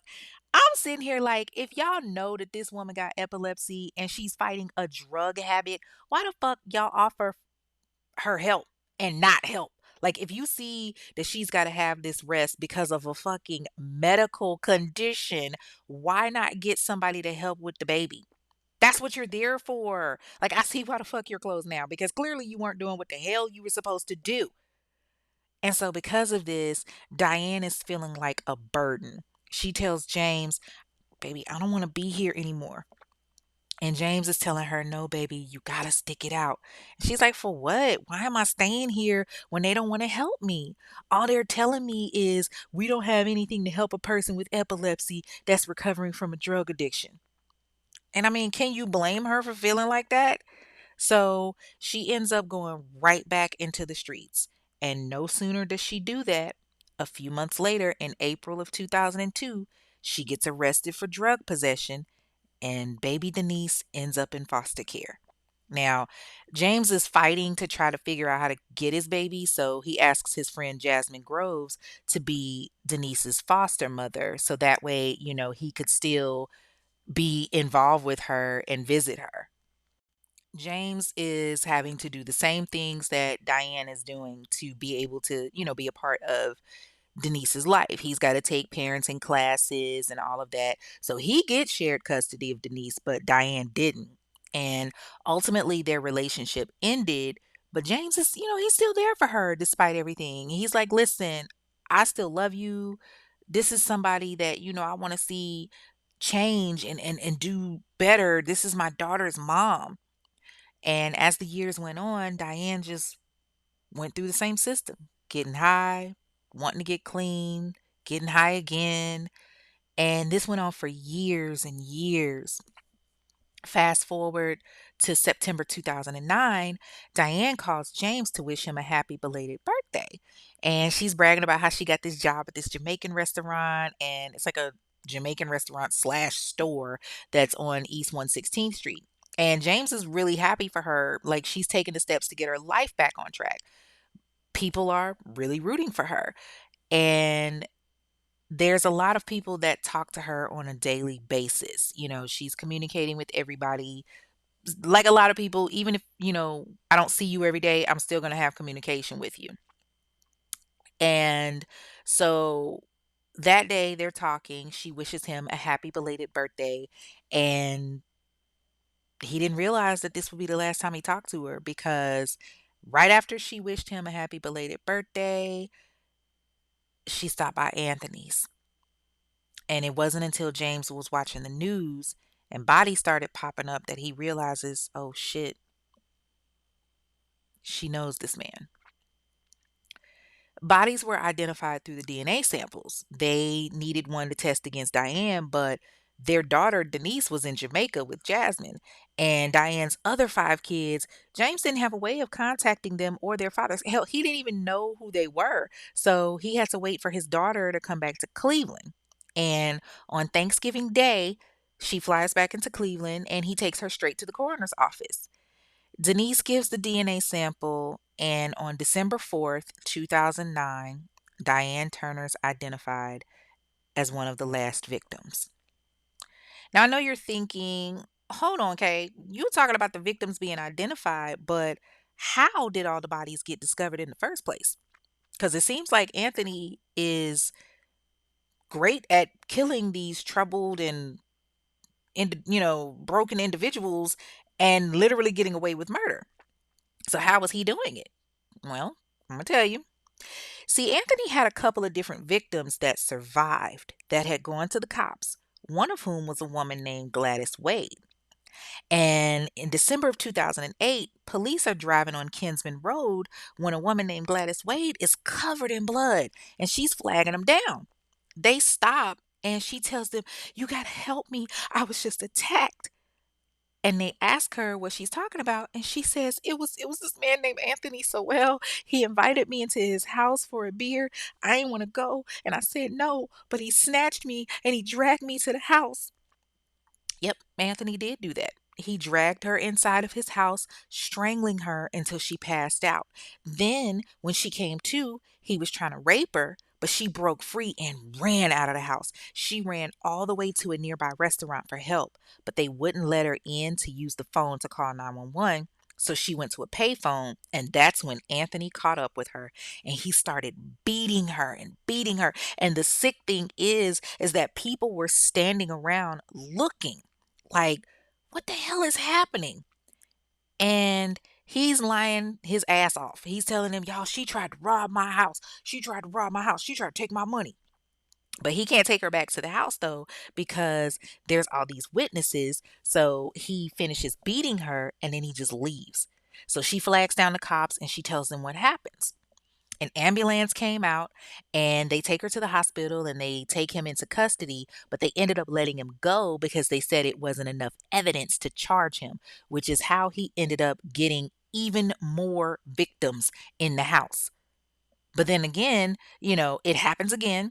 And in April of 2009, he sees Tanya Doss. Now, Tanya is a bit significant. She's the best friend of one of Anthony's victims, Nancy Cobbs. When he sees Tanya, he invites her inside just like he did with Gladys. And this time, Tanya actually agreed to go into the house for a beer. As soon as he gets inside with her, she gets choked out. He's choking her, stripping her of her clothes, but he doesn't rape her because he ended up passing out in a drunken stupor. Like, if you watched, there is a documentary on Hulu called I Survived a Serial Killer. It's like this series about different, obviously, different serial killers and their surviving victims. On Hulu, on that documentary, Tanya did an interview where she talked about how she basically played along with Anthony to get him to let her go. When he came to the next morning, Anthony acted like nothing happened. He told her, "Oh, I'm gonna go to the store. You want something?" And she's playing it cool. She's like, "Yeah, sure." So when he left to go to the store, she took off. But she didn't go to the police because she didn't think anybody would believe her. And honestly, it really kind of seems like that's factual because look at how many people went to the cops. Look at how many people were hurt and the cops just didn't do their job. And then she starts thinking about her best friend and how no one had seen or heard from her. And she starts wondering, what if he did her like he did me? What if he hurt Nancy? Later on, in September of 2009, there's this restaurant owner who happens to come outside and sees Anthony naked in the bushes behind his house. He's standing over a woman who's also naked and he's beating the hell out of her. The restaurant owner calls 911 and the ambulance gets dispatched, but the police didn't come out until hours later. Y'all, they didn't even bother to go to Anthony's house and ask him any questions. But things finally catch up to Anthony because a few weeks later, this woman named Latondra Billups is dragged into the house on September 22nd, 2009. And Anthony is choking her with an extension cord before he rapes her. And she's pleading with him, "Please don't kill me. Please don't kill me. I won't tell the cops. I promise I'll leave. I won't tell anybody. I'll give you $50. Just please just let me go." And he says, "Okay." And he lets her go. But the next day, she goes to the cops and she reports what happens. Do y'all really think that the cops go to his house? Hell no. It was another 36 days before the cops actually go to investigate, only because a neighbor of Anthony sees a naked woman jump from his second story window. He calls 911 and he tells them, "Hey, a woman just jumped from this window. She's butt naked. She butt naked. She just jumped from this window. I don't know if she's dead or not." The ambulance comes out. They take her to the hospital, but she didn't want to talk to the cops about anything that happened. So they finally go to Anthony's house on October 28th, 2009 to question him about all of these rape allegations. Nobody answers the door. They finally say, "All right, I guess we got to do our jobs now." Next day, October 29th, 2009, they come back with a warrant. And when they get there, they damn near pass the fuck out from the smell. When they walk in the house, immediately the putrid smell is hitting them. They're nauseated and they know something is up. So they start walking around the house. There's trash everywhere. It's a mess. And like I said, I'm thinking he did that to kind of throw people to make them think that the reason why the house was so funky is because of the trash and everything. But as the cops are walking around, they go downstairs to the basement and there are two bodies of two women buried in a shallow grave in the basement. And the cops are like, "Shit, you've got to be fucking kidding me. What the hell did we walk into? We got to find this motherfucker now." So they end up taping off his house as a crime scene. And 2 days later, they start digging and coming and combing the scene. In the early morning hours of October 30th, 2009, they're back in the house and they find three more bodies. This time, they find them upstairs on the third floor in crawl spaces. The bodies are badly decomposed, and a warrant is issued for Anthony Sowell at this point. Couple of days later, they go find him and they charge him with 5 murders. But their work wasn't done. They keep searching and they keep going through the house. And the more that they go through the house, they're finding more bodies. They had to get a cadaver dog and started digging up the backyard, and they find three more bodies and the partial remains of a fourth body. Then they find a human skull in a bucket inside of the house, just the head, mind you. And then another body was discovered in the living room that was wrapped in like this plastic tarp paper. All of the bodies were so decomposed that some of them you couldn't even make out who they were. So, because of this, the police had to go and make a public statement and tell the citizens, like, if you're unable to locate a loved one, we need you to contact us. We need to find out who these women are. Please contact us. So people start calling and putting in missing person reports. And this is where people like Kim Smith's family, Talacia Fortin's family are contacting them and having to donate DNA samples so that they can figure out if their loved ones are there. By the time they finished everything, they had a total of 11 bodies. Crystal Dozier, Tashana Culver, Lashonda Long, Tanya Carmichael, Michelle Mason, Kim Yvette Smith, Nancy Cobbs, Imelda Hunter, Janice Webb, Talacia Fortson, and Diane Turner, the women of Imperial Avenue. Majority of the victims were killed by manual strangulation, and some were gagged or had ligatures on their bodies when they were discovered. At the time of his arrest, Anthony Sowell was 50 years old. He had lived in that home for 4 years. And when they bring him in, it's weird because if you see the interrogation tapes, he's talking to the police like nothing's going on. Like he's talking about being a pop to his grandkids and everything. And I'm sitting here watching the footage like, what in the hell? And the cops are asking him, they're like, okay, well, hey, what made you do this? And he just kind of, shrugs and he tells them, it was just bad dreams. I just don't remember. It's like there's two of me or something. I just don't know. Like that part of me is missing. It's like it's not real. Like it never happened. I can't explain it to you. It was like punish. You know what you're supposed to do. It was later suggested that he had anger against women, especially those who sold their bodies and prostituted for drugs. I do know that he placed a lot of his blame on his girlfriend Lori after she left because he was like, I helped her get clean and then she just left me. So, like I suspected, she definitely had something to do with that.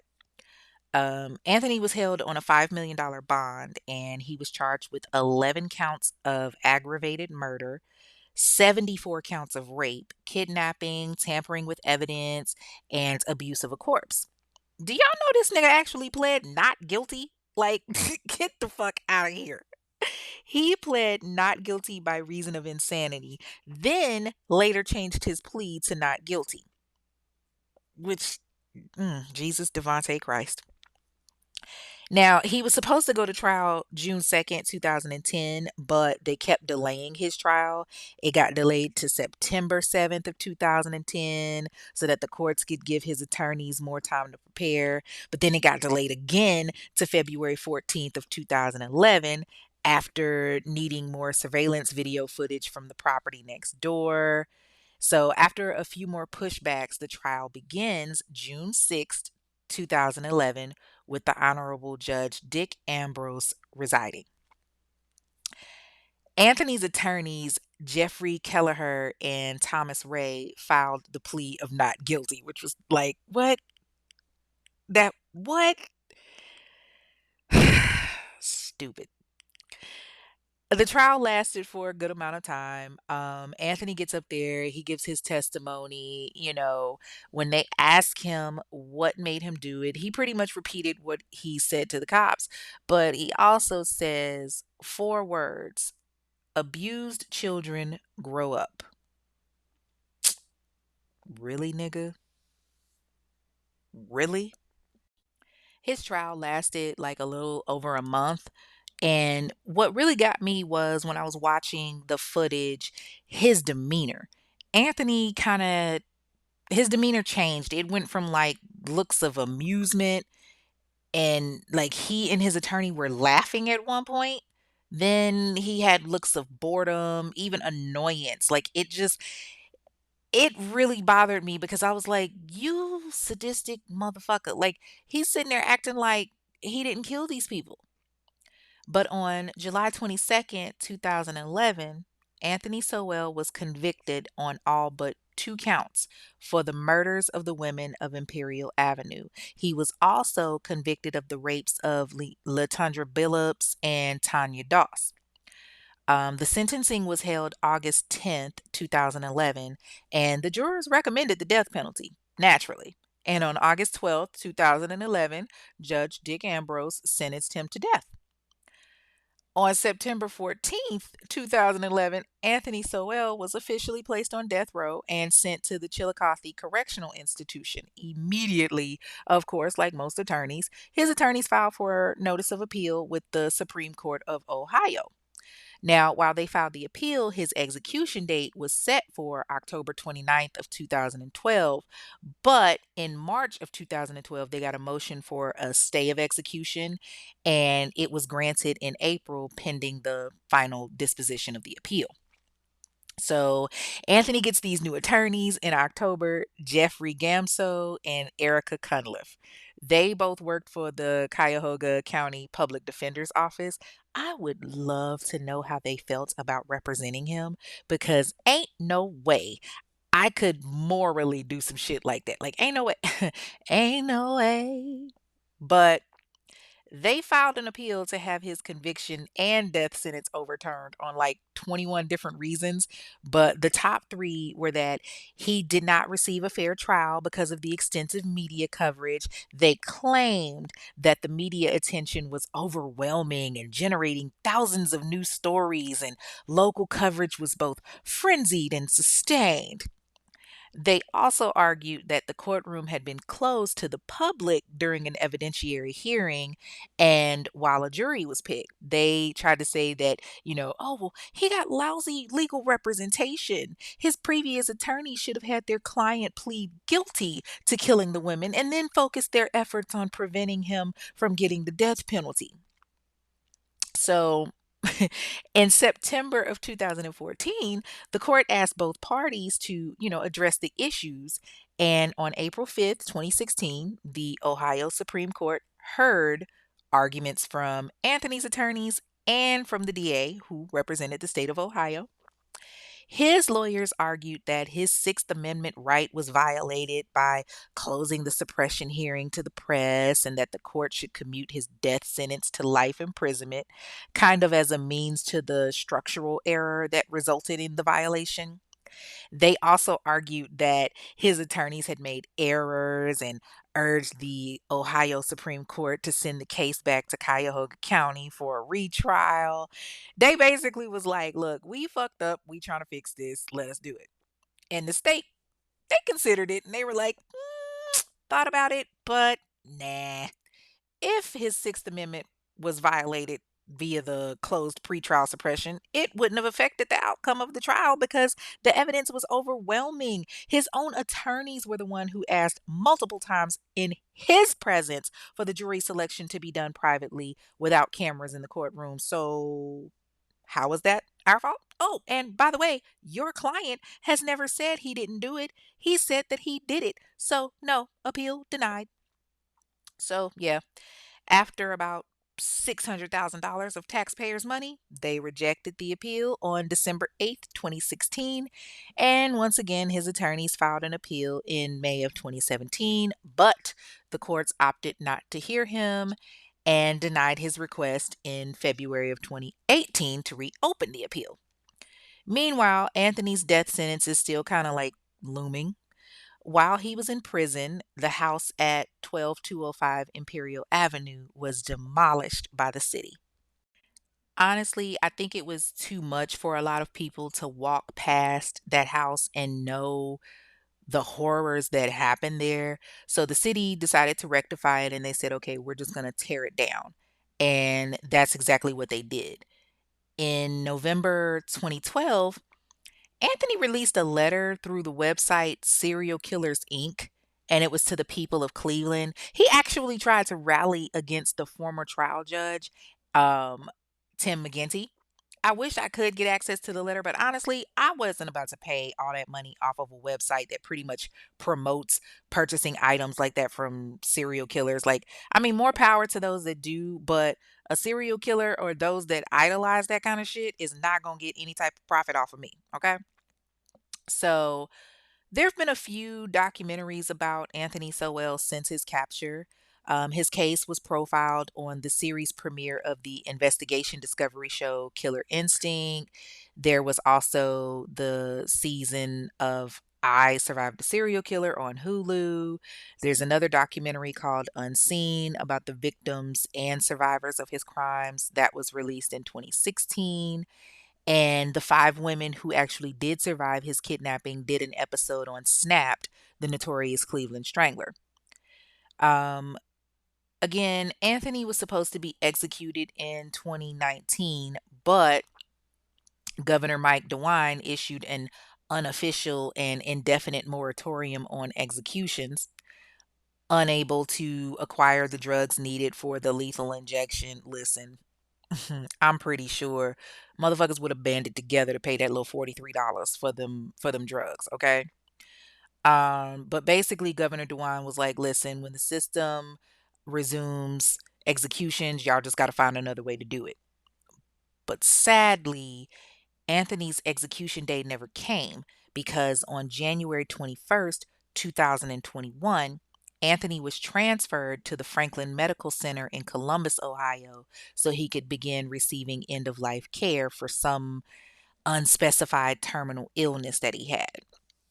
And he stayed there for a few weeks until February 8th, 2021, when he died. Later that year, on July 16th, 2021, there was a groundbreaking for the Garden of Angels Memorial, which is where the house used to be. They've now turned it into a memorial, and they dedicated it. They dedicated it in November, specifically November 6th, 2021, to the victims. Whew. Ooh, that was a lot. Okay. Wow, my bad. All right. Yeah, it's past 2 o'clock in the morning. Okay. That was a lot, y'all. All right. Y'all know what time it is. It is time for fair or foul, where we look at the sentencing and determine if it was just that, if the sentencing in the system was fair or if the sentencing in the system was fucked up. And on this one, yeah, we all know the answer is rather easy. Fair as hell. I just hate the fact that the state couldn't execute his ass. And Anthony's creepy, sadistic ass, he ended up dying on his own. Like, I hate that. I wanted to see the fucking drugs go through his veins and burn his ass from the inside out. I wanted to see his ass crying, begging for mercy, laying on a table. Although, honestly, I don't even know if he would beg for mercy because looking at the prior videos, like, it's like he got off on, inflicting pain. He got off on seeing other people hurt, so I honestly can't even say that he probably would show remorse, but I would have loved to watch the drugs course through his veins and take his last breath. Like, I fucking would have loved that. And I really hate it for, the victims' families. I hate that they didn't get that opportunity to see him laying on that table and, to see those drugs being pushed into his system.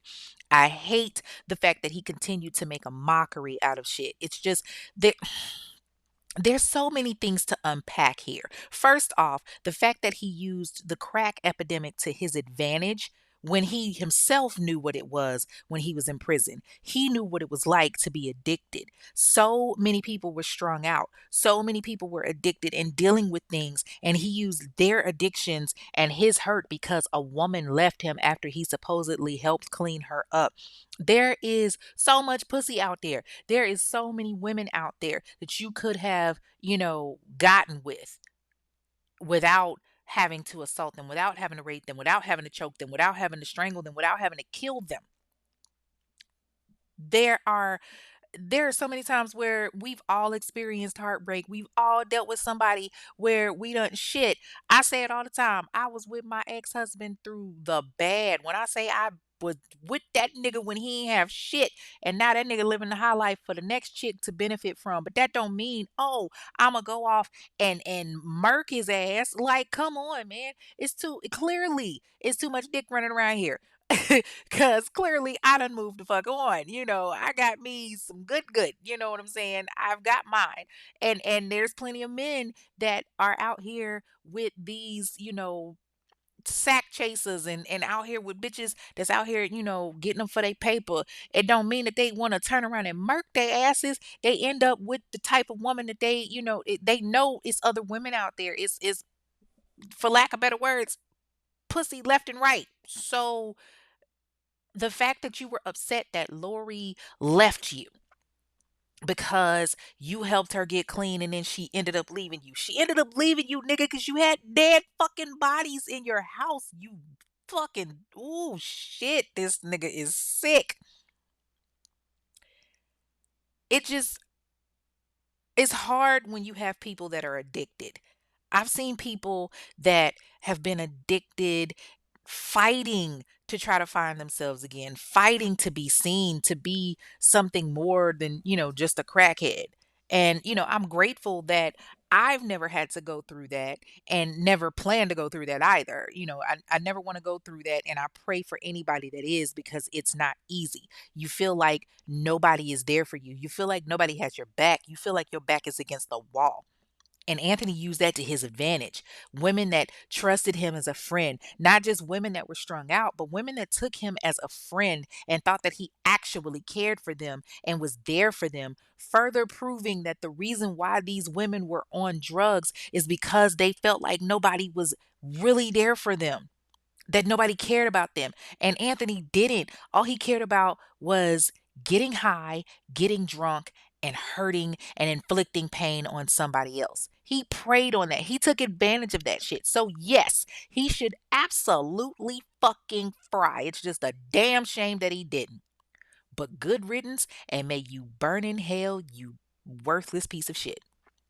Now, the cops and DCFS, look, there are so many areas and people that failed these women, that slacked off. That's why when it comes to them, I'm just going to give them the overall, like, real shit. Here it go. No, you done fucked up, right? No, no, no, no, no, no, no, no, no, no. You know you done fucked up, right? Oh, I know y'all didn't think I forgot about that. Yeah. This applies to all they asses. If things had been done right then, there could have been a different outcome. If the cops had just gone to investigate and locked his ass up back when Leona was saying that she was being raped, things could have been different. If the cops had actually gone to his house and investigated when Gladys Wade flagged the police down and said, hey, this man just assaulted me, this man just tried to rape me, then things could have been different. If the cops had gone to investigate and done something when two other women came forward and said that they were assaulted by this man, then things could have been different. Instead of just letting it go, instead of being lazy and half-assed. Hell, if DCFS had done more for these women that were crying out for help, providing them with the resources that was clearly available, then they would have had a fighting chance instead of turning back to the streets. But no, DCFS, you turn your back on them. You say, figure it out. Not it there were so many ways that they could have handled this. Instead, I'm now doing an episode honoring the women of Imperial Avenue, the women that could have made it. All right, y'all. That is all for this week's episode of The Infamous Ones, a true crime podcast. You can follow the show on the various streams on Instagram and TikTok at Infamous One Podcast. That's number one, by the way, not spelled out. And you can leave a review there. If y'all notice, I keep saying leave a review. Duh. Leave a review. That's simple. You can follow on Twitter, or I'm sorry, X, formerly Twitter, at Infamous One Pod, where you can also leave a review. On Facebook, you can send a friend request to the page, The Infamous Ones, or join the private discussion group, The Infamous Ones discussion group. But like I said before, and apparently I got to keep saying this, if your ass don't answer the questions, I cannot let you in. It's just it's not that I don't wanna let y'all in, like, there's 2 people that have been pending now for a minute, and they haven't answered the questions, and I can't let them in because I can't guarantee that it's not like a bot or, spam or something like that, like, I need to verify that you're a human, so just answer the question, y'all, okay? Oh, and don't forget, I will be hosting a live episode in the discussion group Saturday, August 31st. Have your popcorn and your snacks ready. I will be discussing a case, answering questions, all of that via Facebook Live. Lots of interaction, so get ready. Join the group because that's the only way you're going to see it, okay? Spread the word, people. The show streams on multiple streaming services like Odyssey, Apple Podcasts, iHeartRadio, so on, so on. All you got to do is leave a review. It only takes a few seconds. The reviews matter. If you go to Google and you type in The Infamous Ones, a true crime podcast, I promise you'll see every streaming service that's available. Okay. Speaking of reviews, I think I got my first bad review, y'all. Like, I think. I'm not sure, but it comes from Apple Podcasts from Tammy408. And it says, she has really great stories and definitely sounds like she dedicates a lot of time to research. Sometimes she comes off as not completely genuine, like she is just saying things for likes, but I do love when she impersonates the voices. Well, damn, Tammy, tell me how you really feel. But no, seriously, I appreciate the honesty because I want to hear, the way the listeners feel. Like, I can say I don't just say things for likes. Like, I mean, shit, yeah, I want the show to be liked and everything, but nothing is disingenuous. So, just keep listening and hopefully your opinion changes for the better. I don't know, y'all. Was that a bad review? Like, I'm honestly trying to figure like, I mean, she gave me 5 stars, so I'm appreciative of that, but I don't know if that was a bad review. But the next review comes from Apple Podcasts from ooh, Imma fuck this up. A Stin to et to I don't know. It's spelled ASTIN number 2 E2 number 2. So it's from Apple Podcasts and it says, "Okay, girl, we see you. First, let me say I'm so glad you pushed through during the hard weeks because if you didn't, I would have never found this podcast. I started listening last Friday after Sisters Who Kill mentioned your show, and I'm so glad they did. I did love the level of detail and information you present. I appreciate you being authentic and sharing your experiences. I'm only 4 episodes in so far. I listen while I'm driving and I just be talking right back to you like we are hanging out in the same room discussing these cases." Oh my gosh, I love that. Yes, honey, be talking like you on the phone, okay? My kids be looking at me crazy sometimes when I be listening to these podcasts, especially Sisters Who Kill, because we'll be in the car and there's a part where Marah, oh my God, her voice is hilarious.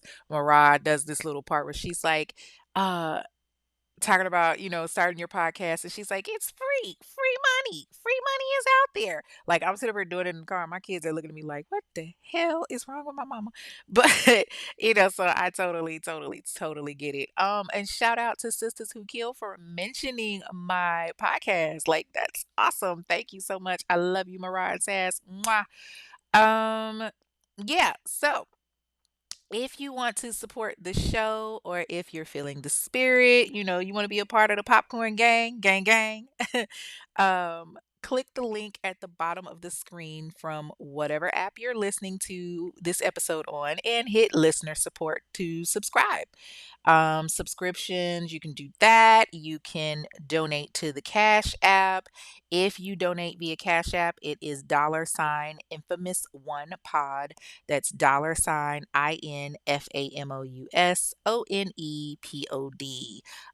Like I said, donations go toward the popcorn gang. It also goes towards this research and various things, recording equipment, all of that good stuff. Um, If you have a case that you want to hear more on, that you feel has been ignored in the Black community, if you want to inquire about ad space, if you want to leave a review, because again, y'all, reviews are important. I really appreciate it. You can send an email to infamous1pod@gmail.com. That's INFAMOUSONEPOD@gmail.com. Can y'all keep sharing this podcast, please? Like, hit the share button, tell a friend, make a post. Oh, by the way, you know the best way that you can share this podcast? You guessed it. Leave a review. Until then, y'all know what it is. I'm your girl Kay. Thank you for tuning in, and I will see y'all next week with a new episode. And I'm telling y'all now, it for damn sure ain't gonna be this long. Like, y'all, between part one and this part, it's 3 hours. I finished a whole bowl of popcorn and damn near like half a bottle of honey melon Ciroc. Like, that's listen, don't say I don't love my listeners, okay? I ain't doing this again. Shit. Mama tired. But I'm gonna holler at y'all next week, y'all. Until then, peace. Thank you for listening to this episode of The Infamous Ones, a true crime podcast hosted by Kay. Be sure to like and comment on your favorite podcast platform and subscribe so that you never miss an episode.